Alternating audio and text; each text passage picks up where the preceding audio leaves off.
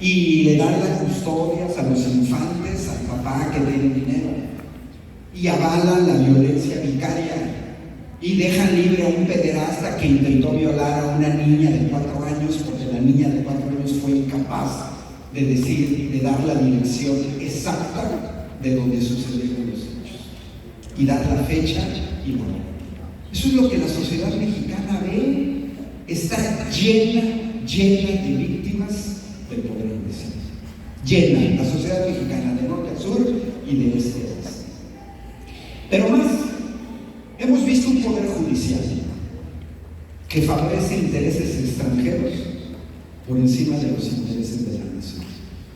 Hemos visto a jueces de competencia económica favorecer intereses de grandes transnacionales del sector eléctrico para privatizar la electricidad en este país. Yo viví en España también, hice mi doctorado allá, conozco muy bien el modelo español de las energéticas y del oligopolio de Iberdrola, de Naturgy, de Acciona. Sobornan a integrantes del poder ejecutivo, legislativo y judicial en España, perfectamente documentado. Que no lo hagan en México. O sea, nada más sobornan a jueces españoles, pero los mexicanos no. Pues claro que no. Hay más o menos 80 líderes importantes de la delincuencia organizada que han liberado. Hay más de 200 liberados en fines de semana, sábado y domingo. Y después, gente que han liberado asesina a integrantes de la Guardia Nacional, asesina a policías federales, de gente que sale por cuestiones de forma. Yo creo que el Poder Judicial se les olvida de dónde viene la palabra judicial. Viene de la palabra justicia, no de la forma. Por aquí decía alguien, hasta el sentido común. Hay sentencias que van totalmente en contra del sentido común, como la de la niña que señalaba. Y aún así, por cuestiones de forma, se ha tergiversado la cuestión del amparo. Amparitis por aquí, por allá, y lo que acabamos de ver en este sexenio. Se amparan contra grandes obras públicas, amparan a gente fifí de Ciudad de México que vive en Santa Fe contra obras del Tren Maya en Quintana Roo, porque no les interesa si la gente de Quintana Roo se puede mover a hacer trámites entre Cancún y Chetumal.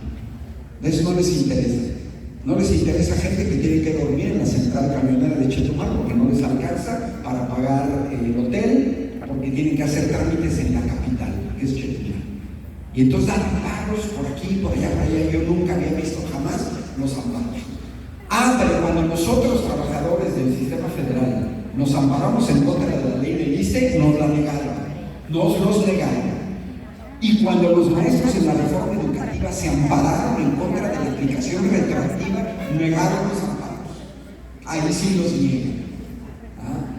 Pero si viene un gran empresario que le debe al país 63,000 millones de pesos, entonces ahí sí lo paga. Y tenemos un poder judicial que el mismo día que Genaro García Luna es condenado por narcotráfico en Nueva York, ese mismo día el Poder Judicial mexicano le está liberando las cuentas a la esposa de Genaro García Luna.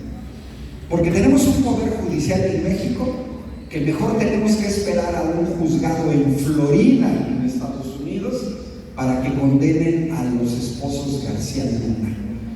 Y finalmente les piden que regresen 50,000 millones de pesos. Porque tenemos un Poder Judicial con un señor Ortiz Mena, que fue dirigente del SAT, y que ahora quiere que se le regrese dinero, 31,000 millones de pesos, no cacahuates, el presupuesto de 3 años de Tijuana, que se lo regresen a empresas con intereses, con un daño al erario de 31,000 millones de pesos. Porque quieren dinero para sus fideicomisos, pero permiten que Salinas Pliego no pague 63,000 millones de pesos.